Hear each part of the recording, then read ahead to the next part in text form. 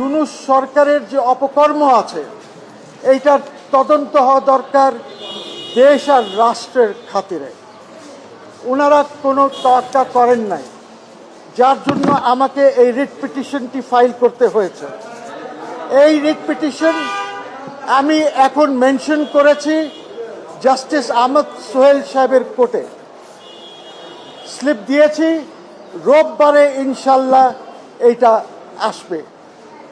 শুনানি রোববারে হবে কিনা আমি জানি না, তার কারণ হচ্ছে লিস্টে কোন জায়গায় থাকবে এইটা রোববারে বোঝা যাবে। তবে আমি চেষ্টা করব যেন আগামী সপ্তাহে এটা শুনানি হয়। এই রিট পিটিশনে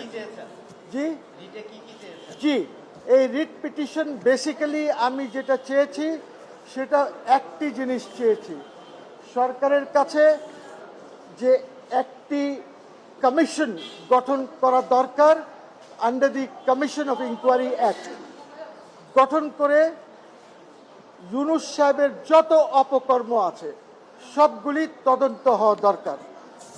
ওর মধ্যে উনি কি প্রধানমন্ত্রীর কাজ করতে পারতেন কিনা, 106তে শুধু শপথ নেওয়ার পারমিশন দিয়েছিল অ্যাপেলেট ডিভিশন, কিন্তু উনি কিভাবে রাষ্ট্রপ্রধান না সরকার প্রধান হলেন? উনি যেসব কাজ করেছেন উনি আর ওনার সরকারের লোকজন, এই সব তদন্ত হওয়া দরকার জনগণের জন্য, রাষ্ট্রের জন্য। নইলে এর পরে আবার এরকমই হবে, কেউ এসে দখল করে বসবে। আমি এটা সরকারের বৈধতা নিয়ে, তার কারণ হচ্ছে উনি প্রধানমন্ত্রী ছিলেন, প্রধানমন্ত্রীর কাজ করেছেন। এই সব বিষয় এটার মধ্যে আছে। It's a big writ petition. এর মধ্যে আমার নোটিশ ছাড়া আর কিছু নাই। It's a big writ petition. তোমরা যদি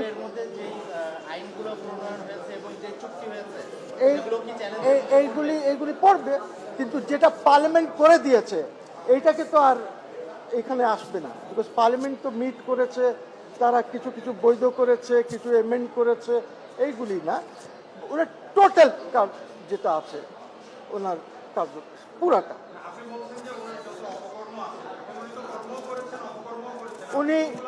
উনি শুধু অপকর্ম করেছেন, উনি কোনো কর্মই করেন নাই। আপনার দেশ বিক্রি করে দিয়েছেন।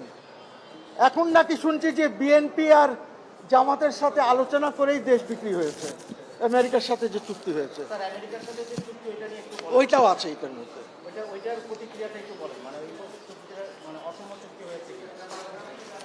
এই চুক্তিটি টোটালি অবৈধ, এবং আমি এইখানে বলেছি এই রিট পিটিশনে এইটাও আসবে যে ভিয়েনা কনভেনশনে 21 ধারা যদি আমাকে জোর করে চুক্তিটা করানো হয় তাহলে ওই চুক্তিটি অবৈধ হবে।